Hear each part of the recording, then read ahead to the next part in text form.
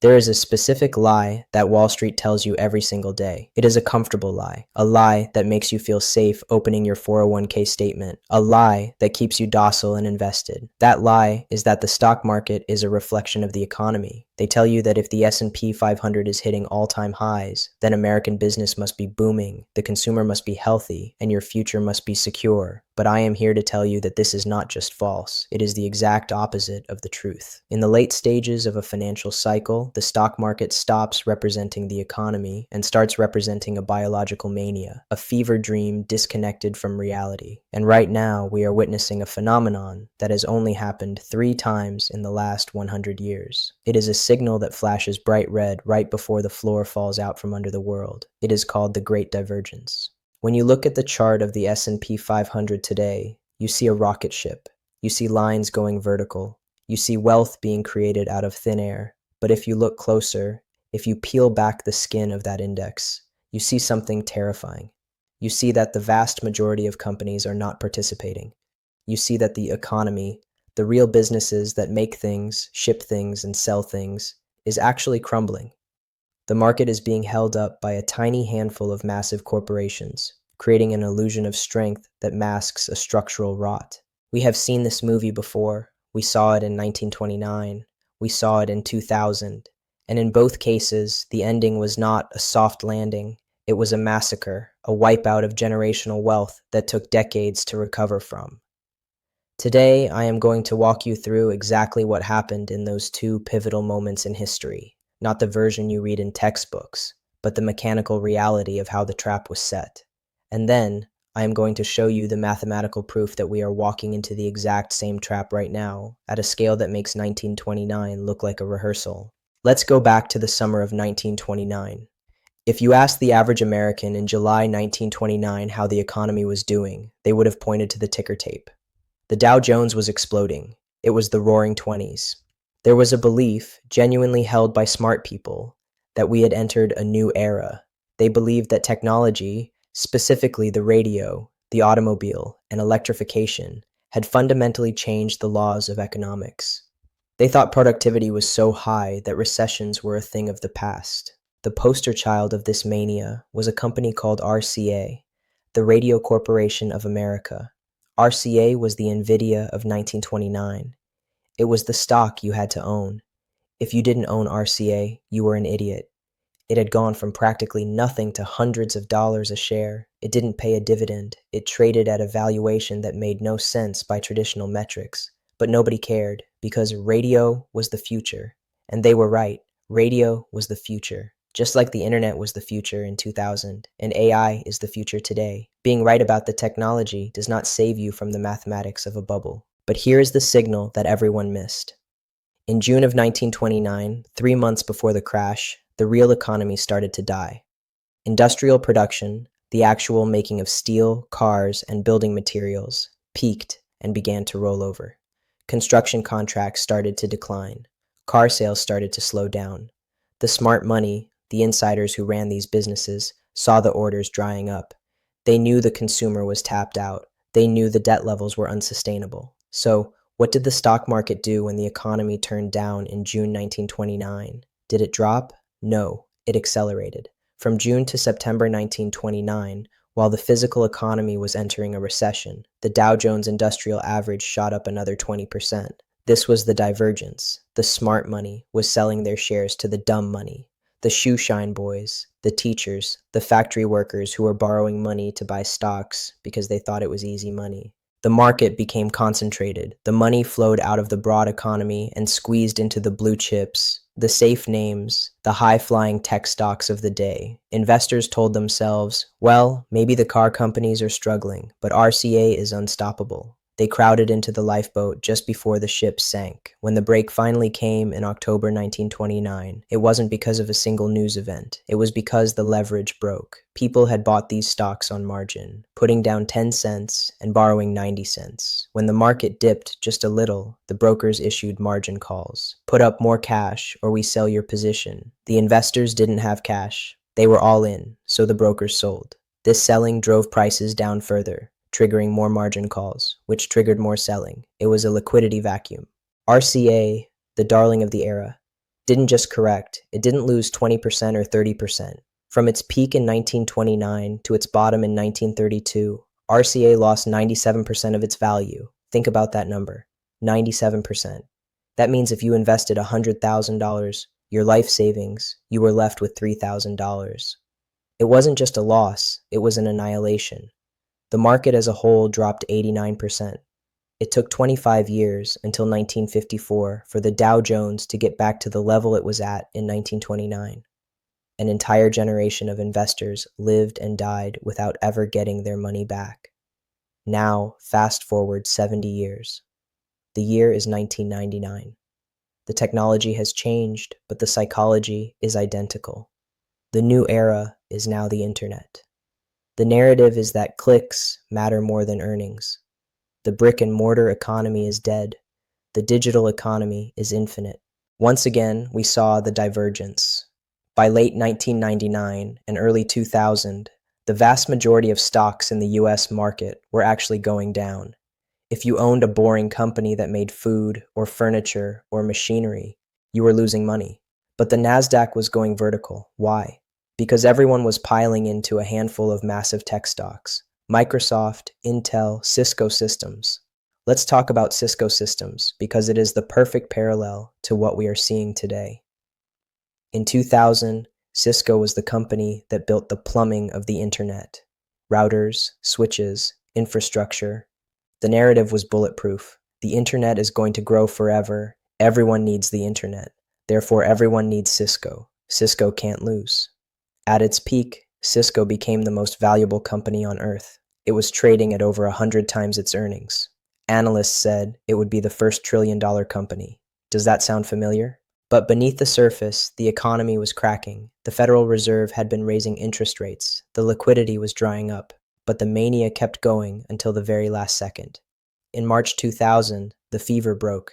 And again, it wasn't a gentle decline. Cisco Systems stock fell 86%. Amazon fell 94%.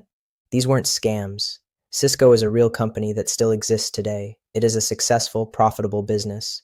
But here is the horror story.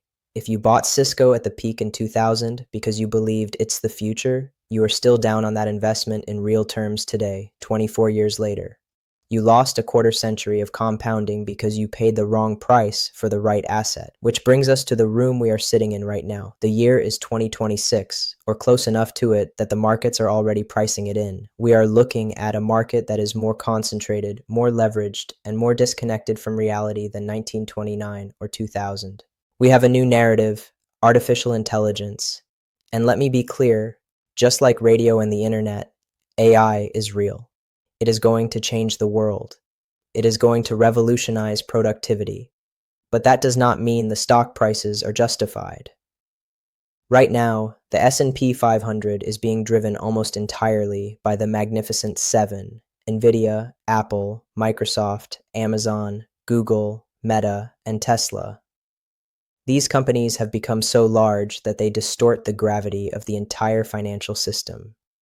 Nvidia alone has swung the market on days when the rest of the 493 companies were flat or red. If you strip out these 7 companies, the earnings of the S&P 500 have been flat for 2 years. We are already in an earnings recession for the average company. Bankruptcies are rising at the fastest pace since 2008. Credit card delinquencies are skyrocketing. The commercial real estate market is imploding, leaving regional banks sitting on $1 trillion time bomb of worthless office buildings.